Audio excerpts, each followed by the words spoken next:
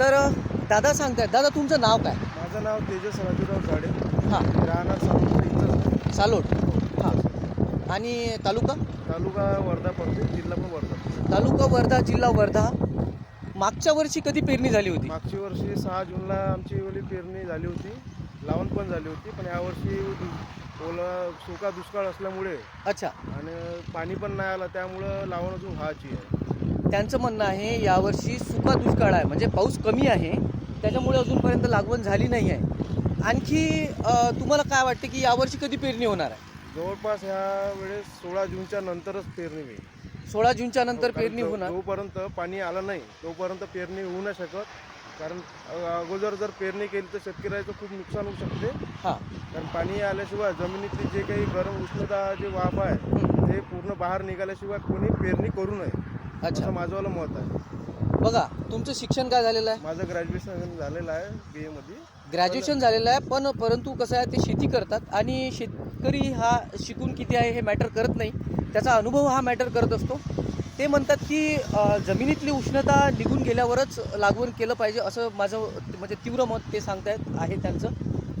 बरं, शेतकऱ्यांना आता सध्याची परिस्थिती अशी आहे का काही हवामान अंदाज वगैरे खूप भेटत आहे. कोणी म्हणतात की 15 मेपासून 22 मेपासून पाऊस, कोणी 1 जूनपासून सांगत होतं, कोणी 5 जूनपासून. आज 8 जून आलेली आहे, अजूनपर्यंत पाऊस आला नाही. कारण तर पाणी सध्या बाकी जागी चालू आहे, पण आपल्या महाराष्ट्रामध्ये सध्या आता स्टार्टिंग होईल. तोपर्यंत म्हणजे जसं पाणी पडेल त्याच्यानंतर सगळे पूर्ण लागवडीच्या मागे सगळे शेतकरी लागेल. अच्छा, तोपर्यंत बिन पाण्यामुळे कोणी लागवड पण नाही करू शकत, स्वतःचं पण नुकसान करून घेणे याच्यामध्ये. बरोबर. कारण पूर्ण जे जमिनीतली जी उष्णता आहे ती बाहेर निघाल्याशिवाय आपण कोणीच पेरणी नाही करू शकत. कारण केल्यास आणि पाणी जर नाही आलं तर पूर्ण ते बियाणं पण वाया चाललं जाईल. एवढी पूर्ण मेहनत शेतकऱ्याची पूर्ण ते पण पाण्यामध्ये चालली जाईल. बरोबर आहे. काय केलं पाहिजे? कधी 16च्या पुढे पेरणी होणार का? जोपर्यंत जमिनीला पोटभर पाणी होत नाही तोपर्यंत कोणी पेरणी करू नये, हे माझं मत आहे. जोपर्यंत चांगला एक पाऊस येत नाही आणि पोटभर पाणी जमिनीला भेटत नाही तोपर्यंत पेरणी करू नये, असं त्यांचं म्हणणं आहे. ठीक आहे. तर बघा, खूप सारे मी शेतकरी पाहतो आणि पण रिस्क घेतात आणि पेरणी करतात, पण भाऊचं वय जास्त नसूनही त्यांची समजदारी खूप मोठी आहे. म्हणजे त्यांचं याच्यातलं जे निरीक्षण आहे आणि त्याचं जे ते सगळं मी व्हिडिओ बनवायच्या आधीसुद्धा ऐकलं, तर ते एकदम तंतोतंत बोलत आहेत सगळं.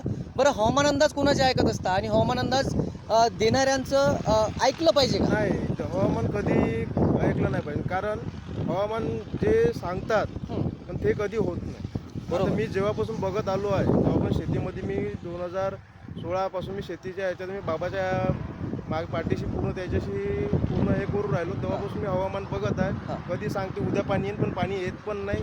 कधी हवामानावर जास्त टिकून नाही राहिलं पाहिजे. बरोबर.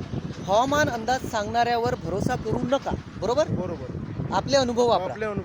कारण पाणी कधी हवामान सांगते आज पाणी येणार आहे, उद्या पाणी येणार, पण पाणी येत नाही. कधी कधी जास्त पण लेट पण होत जातं. बरोबर. तर धन्यवाद, खूप चांगली माहिती दिली, शेतकऱ्यांपर्यंत पोहोचले. थँक्यू.